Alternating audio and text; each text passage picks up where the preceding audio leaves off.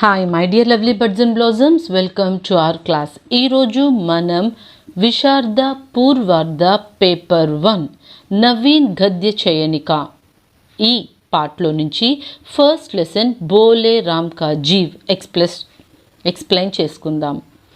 బోలే రామ్ కా జీవ్, బోలే రామ్ అనేది ఒక పర్సన్ పేరు, జీవ్ మీన్స్ ఆత్మ, సోల్. సో అసలు ఈ బోలే రామ్ ఎవరు, అతని యొక్క ఆత్మ యొక్క కథ ఏంటి అనేది మనం ఈ లెసన్లో ఎక్స్ప్లెయిన్ చేసుకుందాం. ఈ లెసన్ని మనకి ఇచ్చిన వారు హరిశంకర్ పర్సాయి, లేఖక్ హరిశంకర్ పర్సాయి. సో ఫస్ట్ లేఖక్ పరిచయం చూద్దాం.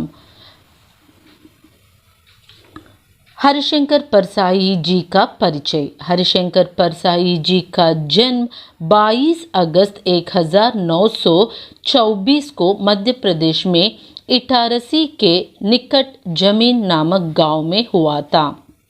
आपने नागपुर विश्वविद्यालय से हिंदी साहित्य में MA किया. अध्यापन के साथ साथ आप साहित्य सृजन भी करते रहे. वसुधा, धर्मयुग, साप्ताहिक हिंदुस्तान, साप्ताहिक प्रहरी का संपादक और लेखक भी किया. సో హరిశంకర్ పర్సాయి 22 ఆగస్ట్ 1924లో మధ్యప్రదేశ్లో ఇటారసి అనే ఒక ప్లేస్లో జమానీ అనే ఒక విలేజ్లో పుట్టారు. ఆయన నాగ్పూర్ విశ్వవిద్యాలయం నుంచి హిందీ సాహిత్యంలో MA చేశారు. అంతేకాకుండా తను సాహిత్య సృజన్ మీన్స్ లిటరరీ మన సాహిత్యాన్ని గురించి హిందీ లిటరేచర్ మీద కూడా ఆయన ఎక్కువ ఎంతో రీసెర్చ్ చేసిన వ్యక్తి. ఈయన వసుధ, ధర్మయుగ్, సాప్తాహిక్ హిందుస్థాన్, సాప్తాహిక్ ప్రహరీ అనే న్యూస్ పేపర్స్, మేబీ వీక్లీస్, మనకి ఇప్పుడు సాక్షి, ఈనాడు న్యూస్ పేపర్స్ ఎలా ఉన్నాయి అలాగే ఇవన్నీ కూడా న్యూస్ పేపర్స్ పేర్లు అనమాట. వసుధ, ధర్మయుగ్, సాప్తాహిక్ హిందుస్థాన్, సాప్తాహిక్ ప్రహరీ ఇలాంటి వాటన్నిటికీ కూడా ఆయన సంపాదన్ మీన్స్ ఎడిటర్, అలాగే లేఖన్ మీన్స్ ఆయన రైటర్గా కూడా ఎన్నో రైటింగ్స్ ఆ న్యూస్ పేపర్స్లో పబ్లిష్ అయ్యేలాగా రాశారు. हरिशंकर ने साहित्य को विभिन्न विधाओं में लेखन किया. व्यंग्य साहित्य की समृद्धि में उनका योगदान अविस्मरणीय है. सो హరిశంకర్ పర్సాయి ఎన్నో డిఫరెంట్ జోనర్స్లో ఎన్నో ఆర్టికల్స్ రాశారనమాట. అంతేకాకుండా ఎన్నో మంచి స్టోరీస్ కూడా రాసిన వ్యక్తి హరిశంకర్ పర్సాయి. ఆయన ఎక్కువగా తన స్టోరీస్లో వ్యంగ్య మీన్స్ పక్కన ఉన్న సిచ్యువేషన్ని సెటైర్ వేస్తూ అందులో నుంచి మనకు ఒక మంచి లెసన్ని చెప్పేలాగా మనకి ఎన్నో స్టోరీస్ ఇచ్చారు. ఇప్పుడు మనం చెప్పుకుంటే ఈ బోలే రామ్ జీవ్ కూడా ఒక సెటైర్ వేసి సొసైటీలో జరుగుతున్న సిచ్యువేషన్ గురించి ఈయన మనకి ఒక మంచి లెసన్ని చెప్పారనమాట. ఇన్కి రచనాయే, ఈయన యొక్క ఫేమస్ రైటింగ్స్ ఉన్కే దిన్ ఫిరే స్టోరీ, కహానియా, హస్తే హే రోతే హే కహానియా, తబ్ की बात और थी निबंध, विकलांग श्रद्धा का दौर निबंध, टिटुरता हुए गणतंत्र निबंध, बोलती रेखाएं निबंध, तिरछी रेखाएं निबंध, माटी कहे कुमरन से स्पंद, सुनो भाई साधो स्तंभ और ఉల్లేఖనీయ హే. సో ఇవన్నీ కూడా ఈయన రాసిన రైటింగ్స్. కహానియా అని చెప్పేసి ఏదైతే టైటిల్ ఇచ్చారో అవన్నీ స్టోరీస్, అలా కాకుండా నిబంధ్ అని ఏదైతే టైటిల్ ఇచ్చారో అవన్నీ కూడా ఎస్సేస్. ఆ తర్వాత మనకి మాటి కహే కుమరన్ సే, సునో భాయి సాదే ఇవన్నీ కూడా మనకి పోయిట్రీలో నుంచి మనకి ఎన్నో రకాల రైటింగ్స్ని హరిశంకర్ పర్సాయి మనకి ఇచ్చారు. ఆయన రైటింగ్స్ అన్నిటిని కలిపి పర్సాయి రచనావళి అని 6 ఖండ్ మే ప్రకాశిత్ హే. సో 6 పార్ట్స్గా అవన్నీ కూడా పబ్లిష్ చేయడం అనేది జరిగింది. ప్రకాశిత్ మీన్స్ పబ్లిషింగ్, 6 ఖండే మీన్స్ 6 पार्ट्स. हरिशंकर परसाई को साहित्य अवधान पर साहित्य अकादमी पुरस्कार और मध्य प्रदेश शासन का शिखर सम्मान प्राप्त हुआ. సో హరిశంకర్ పర్సాయికి సాహిత్య అకాడమీ పురస్కారం వచ్చింది. అంతేకాకుండా మధ్యప్రదేశ్ గవర్నమెంట్ ఈయనకి శిఖర్ సమ్మాన్ అనే బిరుదునిచ్చి ఈయనకి ఎంతో గౌరవాన్ని ఇచ్చింది. 10 अगस्त 1995 में परसाई जी का निधन हो गया. సో 10 అగస్ట్ 1995లో హరిశంకర్ పర్సాయి గారు చనిపోయారు. సో ఇది కవి పరిచయ్. మీరు ఎస్సే రాసేటప్పుడు ఈ కవి పరిచయ్ గురించి ఒక 5-6 లైన్స్ ఒక పారాగ్రాఫ్గా రాసి అప్పుడు ఎస్సే రాయండి. ఓకే, అలా కాకుండా కవి పరిచయం అని అడిగినప్పుడు ఇక్కడ ఇది ఏదైతే ఉందో ఈ పారాగ్రాఫ్స్ చదివి రాయండి. ఇక్కడ ఉన్న ఉన్కి రచనాయేం అని పెట్టి మెయిన్ రైటింగ్స్ ఏవైతే ఉన్నాయో అవి ఎనీ 4 or 5 రైటింగ్స్ చక్కగా రాయండి. సో దిస్ ఈజ్ కవి పరిచయ్ of Harishankar Parsai. So let's start with our story Bhole Ram కా జీవ్. పేజ్ నెంబర్ 2లో మీకు బోలే రామ్ కా జీవ్ పార్ట్ కా సారాంశ్ ఉంది. సో ఈ సారాంశ్ని యాజ్ ఇట్ ఈజ్ మనం ఎక్స్ప్లెయిన్ చేసుకుందాం. బోలే రామ్ जबलपुर शहर के घमापुर मोहल्ले में नाले के किनारे एक 1.5 कमरे में टूटे मकान में अपने परिवार के साथ रहता था. उसकी एक स्त्री थी, 2 लड़के और 1 लड़की. उसकी उम्र लगभग 65 साल की थी. सरकारी नौकर था. 5 साल पहले रिटायर हो गया था. पेंशन अभी नहीं मिला. సో మన స్టోరీలో main character బోలేరామ్. బోలేరామ్ 65 years old man. He is married and have 2 sons and 1 daughter. They all live together in a small room. 1.5 గది అంటే ఒక గది కంప్లీట్గా ఉంది అండ్ ఒక గది యొక్క పైన సీలింగ్ ఏదైతే ఉందో అది సగం ఊడిపోయి పడిపోయిందనమాట. అండ్ హాఫ్ మాత్రమే ఉంది and half open to sky. అలా ఉన్న 1.5 గదిలో ఈ 5 మెంబర్స్ ఉండేవారనమాట. ఈయన ఒక గవర్నమెంట్ ఎంప్లాయీ, ఒక క్లర్క్గా జాబ్ చేశారు అండ్ 5 years ముందే ఈయన రిటైర్ అయిపోయారు. అంటే అట్ ద ఏజ్ ఆఫ్ 60 ఈయన రిటైర్ అయిపోయారనమాట. मकान का किराया उसके 1 साल से नहीं दिया था. मकान मालिक उसे घर से निकलना चाहता था. हर 10-15 दिन में ये दरख्वा देता था पर वहाँ से या तो जवाब ही नहीं आता था और आता तो यही कि तुम्हारे पेंशन के मामले पर विचारण हो रहा है. इन 5 सालों में पत्नी के गहने बेचकर घर का खर्चा चला चुके थे. अब कुछ नहीं बचा. उपवास पर आ गए. इसी चिंता में उन्होंने दम तोड़ दिया. So as a government clerk తను ఎప్పుడుకు పెన్షన్ రావాల్సింది అంటే అట్ ద టైమ్ ఆఫ్ రిటైర్మెంటే వాళ్ళకి మంత్లీ ఇంత పెన్షన్ వస్తుంది అని చెప్పేసి ఇస్తూ ఉంటారు. ఈ పెన్షన్ అమౌంట్ ఎలా వస్తుంది అంటే ఇన్నేళ్ళ వీళ్ళ సర్వీసెస్ ఉంటుంది కదా, ఈ సర్వీసెస్లో నుంచి ఎవ్రీ మంత్ కొద్దిగా అమౌంట్ గవర్నమెంట్ వాళ్ళు ఈ పర్సన్ ఎవరైతే ఆ క్లర్క్గా పనిచేస్తున్నారో ఆ పర్సన్ పేరు మీద బ్యాంక్లో డిపాజిట్స్ చేస్తూ ఉంటారు. At the time of the retirement నుంచి ఇంకా తను వర్క్ చేయలేడు కాబట్టి ఈ సేవింగ్స్ అమౌంట్ ఏదైతే ఉందో వీటిల్లో నుంచి ఇతనికి నెల కొంత అమౌంట్ అనేది పెన్షన్ రూపంలో వస్తుంది. సో ప్రజెంట్ మనకు కూడా పెద్దవాళ్ళు చూడండి రిటైర్ అయిన వాళ్ళకి మంత్లీ పెన్షన్స్ వస్తాయి. సో అలాగే బోలేరామ్ కూడా పెన్షన్ రావాలి. కానీ 5 years అయింది రిటైర్ అయ్యి, ఇప్పటికొచ్చి ₹1 కూడా ఆయనకి పెన్షన్ రాలేదు. ఈయన ఎన్నోసార్లు అప్లై చేస్తూనే ఉన్నాడనమాట. సార్ నాకు ఇంకా పెన్షన్ రాలేదు, 5 years అయింది నేను రిటైర్ అయ్యి, ప్లీజ్ దాని మీద చూడండి అంటే అక్కడి నుంచి రిప్లై కూడా ఏమని వస్తుంది, your pension is under process అనే వస్తుంది అనమాట. ఏంటి 5 years అయింది రిటైర్ అయ్యి యాజ్ ఏ క్లర్క్ జీతం ఎంత ఉంటుంది అసలు, చాలా తక్కువ ఉంటుంది. అందులో నుంచి మళ్ళీ ఆయన కట్టింగ్స్ పోను ఇంకా తక్కువ వస్తుంది ఇంటికి.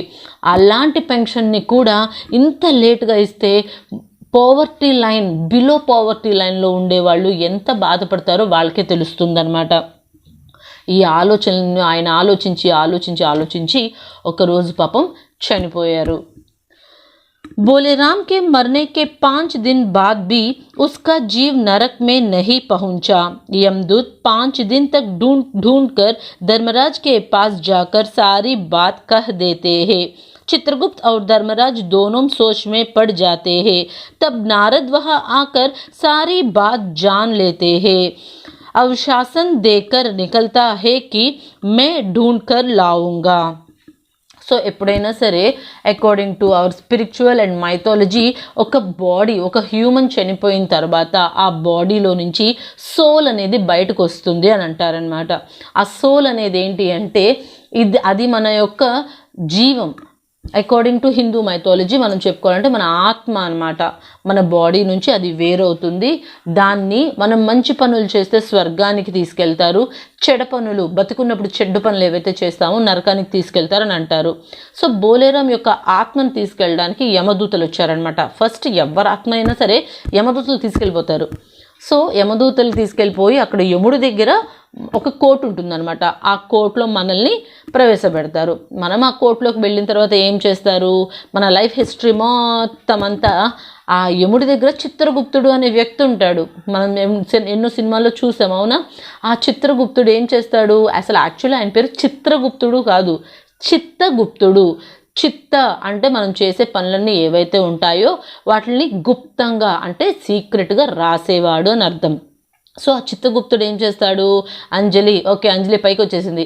అంజలి ఏమేమి మంచి పనులు చేసింది చచ్చేదాకా, అలాగే బ్రతికున్నప్పుడు ఎంతమందికి హెల్ప్ చేసింది, ఎంతమందికి హామ్ చేసింది, ఇవన్నీ కూడా ఆయన లైన్గా రాసేసుకుంటూ వెళ్ళిపోతాడు. ఆఖరికి నేను ఆలోచించేటప్పుడు కూడా ఎవరి గురించి మంచిగా ఆలోచించాను, ఎవరి గురించి చెడ్డగా ఆలోచించాను అనేది కూడా రాసేస్తాడనమాట, A to Z. మనం అప్పుడప్పుడు అనుకుంటాం, నేనేం తప్పు చేయలేదు, అయినా చిన్న తప్పే చేశాను కదా, ఎవరు చూసారులే అనుకుంటాం. కానీ my dear lovely birds and బాజమ్స్, లిజన్ కేర్ఫుల్లీ. మనం చేసే ప్రతి కర్మని కూడా ఆ దేవుడు గమనిస్తూనే ఉంటాడు. ఏంటి, కన్నయ్య నా పక్కనే కూర్చొని చూస్తున్నాడు అనుకుంటున్నారా? ఖచ్చితంగా చూస్తూనే ఉంటాడు. కన్నయ్య చూస్తూ ఉంటాడు. కన్నయ్యతో పాటు 5 ఎలిమెంట్స్ ఏవైతే కాంపోనెంట్స్ ఆఫ్ ద ఎర్త్ ఉన్నాయో, ఈ భూమి, నేల, గాలి, అగ్ని, ఆకాశం, ఇవన్నీ కూడా ఎప్పుడు మనల్ని వాచ్ చేస్తూనే ఉంటాయి. సో నేను తప్పు చేశాను, ఈ తప్పు ఎవరు చూడలేదులే అని అనుకుంటే కనుక అది నా పొరపాటే. నేను చేసిన తప్పుని ఆ భగవంతుడు ఎప్పుడూ రాసుకుంటూనే ఉంటాడు. అలాగే నేను చేసే మంచి పనులు ఏవైతే ఉన్నాయో అవన్నీ కూడా రాసుకుంటూ ఉంటాడు. మనం బ్రతికున్నంత వరకు ఎవరికి హామ్ చేయకుండా ఎంత వీలైతే అంత మంచి పనులు చేస్తూ ఉండాలి.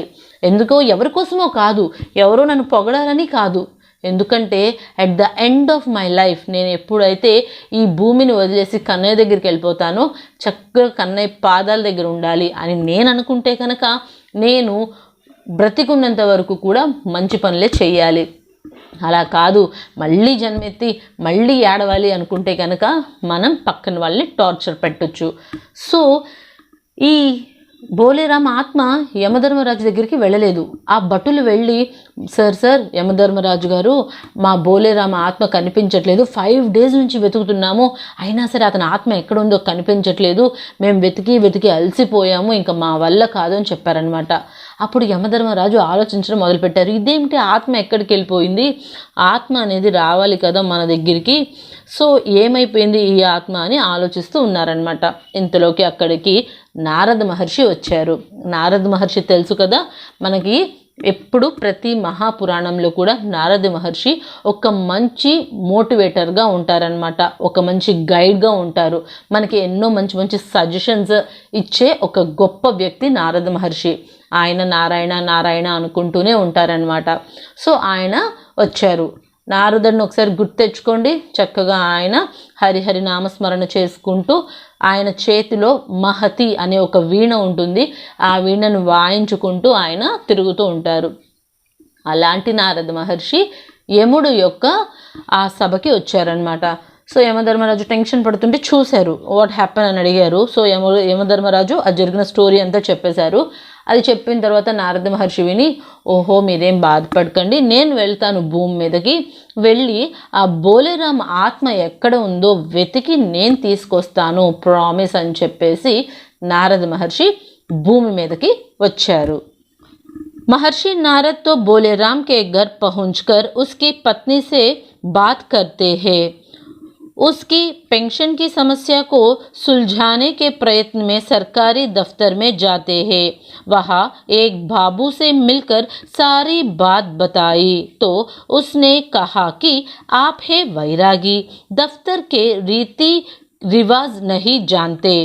असल में बोले राम ने गलती की, उसने अपनी दरकत्वास्त पर వజన్ రఖనా హే నహీ రకా. సో మహర్షి నారద్ కిందకు వచ్చిన తర్వాత ఫస్ట్ వెళ్ళి ఫ్యామిలీని కదా కలవాలి, ఎందుకంటే బోలేరామ్ గురించి తెలిసేది వాళ్ళకే. ఎప్పుడైనా మన గురించి చాలా క్లియర్గా తెలిసేది మన ఫ్యామిలీ మెంబర్స్కే. సో అందుకని నారద్ డైరెక్ట్గా బోలేరామ్ వాళ్ళ ఇంటికి వెళ్ళిపోయారు. అక్కడ ఆయన వైఫ్ని చూశారు. అసలు ఏంటమ్మా ఏం జరిగింది అని కనుక్కున్నారు. ఆవిడ ఈ పెన్షన్ స్టోరీ అంతా చెప్పారనమాట.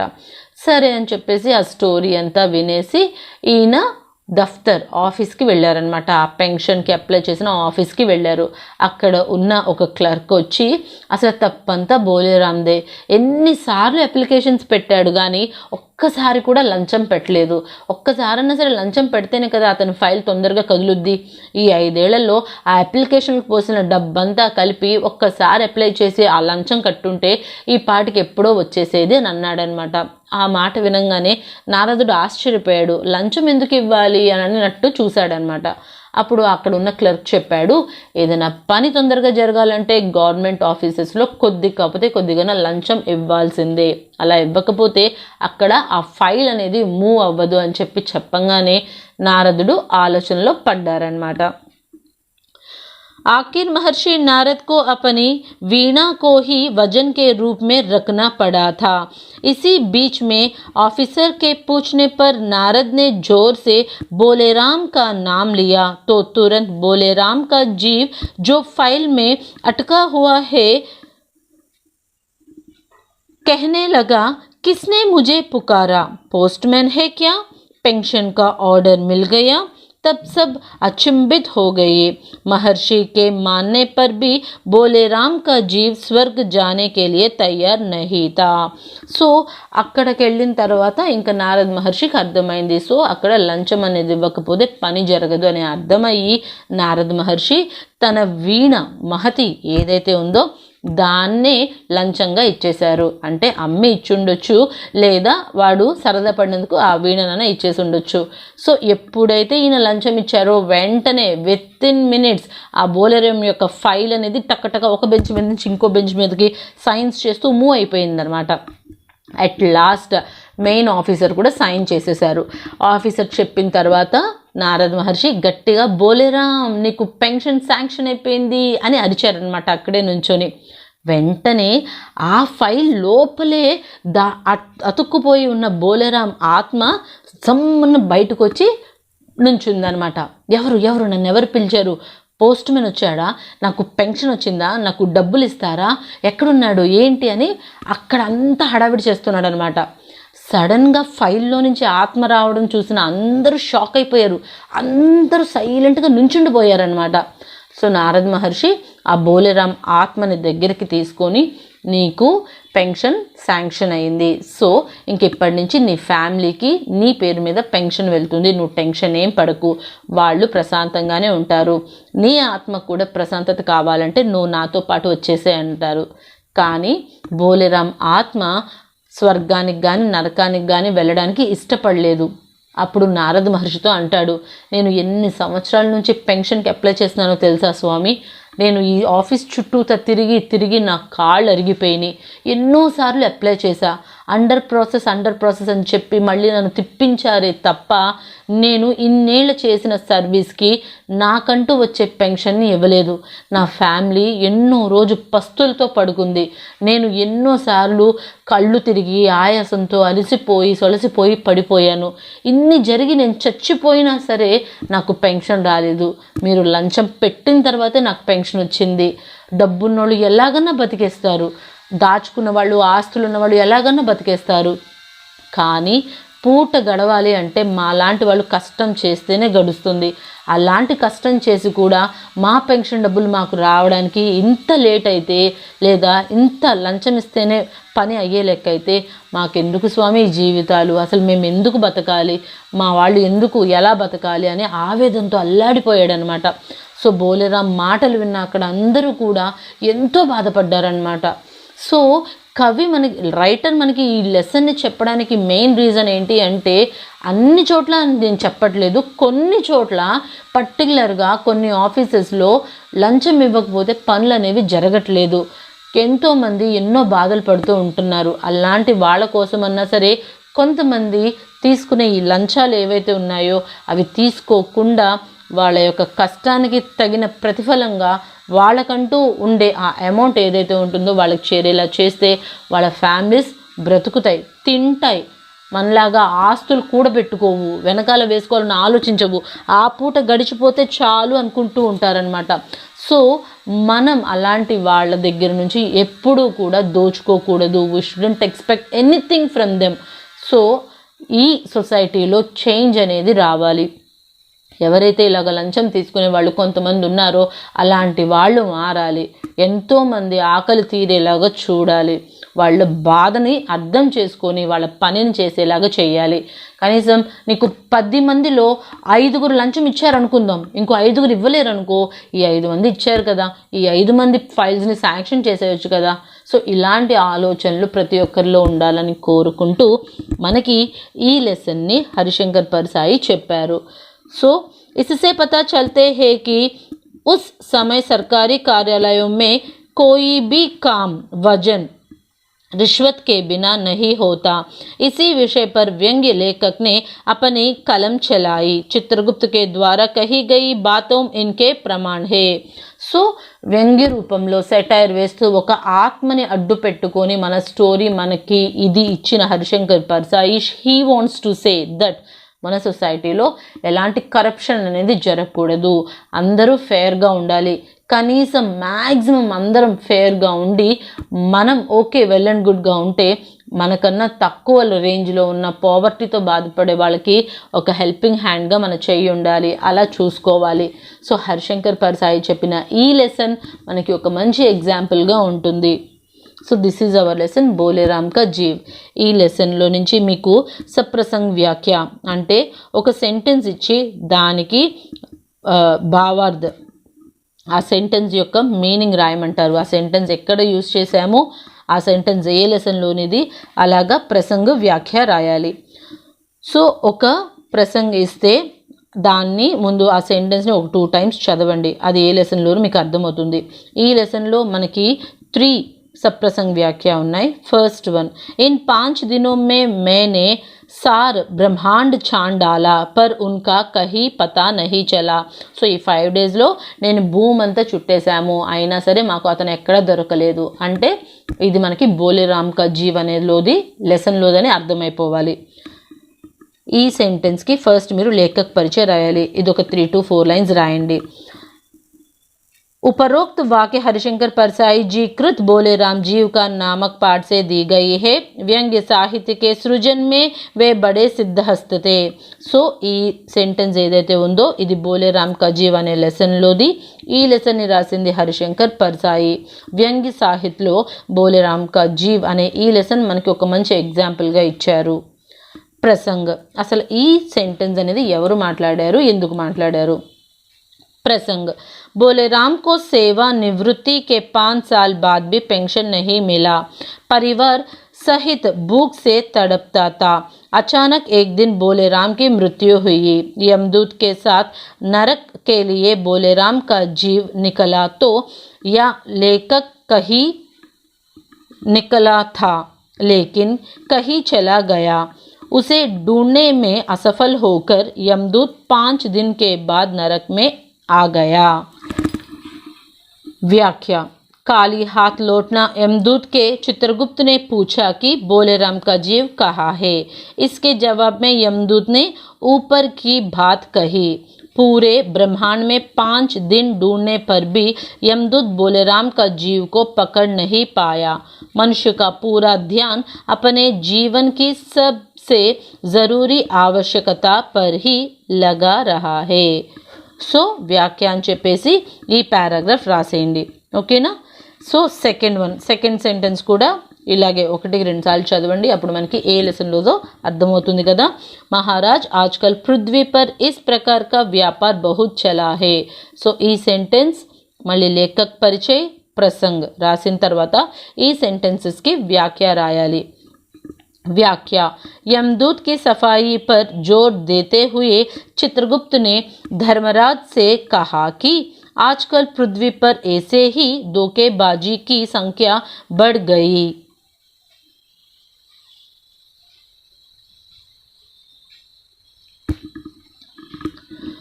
लोग रेल के द्वारा अपने दोस्त को कुछ फल वगैरह बेचते हैं तो रेलवे वालों उड़ा देते हैं. राजनीतिक दलों ने नेताओं विरोध के नेता उड़कर कहीं बंद करते हैं. ऐसे ही किसी विरोधी ने बोलेराम के मरने के बाद भी उड़ा लिया होगा. సో మన భూమి మీద జరుగుతున్న కరప్షన్ గురించి చిత్రగుప్త్ యముడికి ఎక్స్ప్లెయిన్ చేస్తున్నారనమాట. పార్సిల్స్ మనం అమెజాన్లో వాటిల్లో ఒక పార్సిల్లో ఒకటి మనం ఆర్డర్ ఇస్తే మనకి రాంగ్ పార్సిల్స్ అనేవి వస్తున్నాయి. అండ్ మనం పార్సిల్స్లో వేరే వాళ్ళకి ఏదైనా గిఫ్ట్స్ అయి పంపించినప్పుడు కొన్ని మిస్ అయిపోతూ ఉంటాయి. ఈ ఎలక్షన్స్ టైంలో కరప్షన్ అనేది బాగా ఎక్కువగా ఉంటుంది. ఇలా నెంబర్ ఆఫ్ ఎగ్జాంపుల్స్ చిత్రగుప్త్ యమధర్మరాజ్కి చెప్తున్నారు. థర్డ్ సప్రసంగ్ వ్యాఖ్య చూడండి. महाराज आप तो साधु है, सिद्ध पुरुष है, कुछ ऐसे नहीं कर सकते हैं कि आपकी रुकी हुई पेंशन मिल जाए. సో ఈ సెంటెన్స్ నారద్తో ఒక బాబు అక్కడ ఉన్న ఒక క్లర్క్ చెప్తున్నాడు అనమాట. So as it is Lekhak పరిచయ్ ప్రసంగ్. ఈ లేఖక్ పరిచయ్ ప్రసంగ్ అనేది ప్రతిదానికి కూడా మనం ఫస్ట్ దానికి ఉన్న లేఖక్ పరిచయ్ ప్రసంగ్ రాసేయచ్చు. బట్ వ్యాఖ్య అనేది according to the sentence change చేస్తూ ఉండాలి. व्याख्या. महर्षि नारद तो बोलेराम के प्रिय अप्रिय जानकारी लेने के लिए बहुत देर तक उसकी स्त्री से बात की.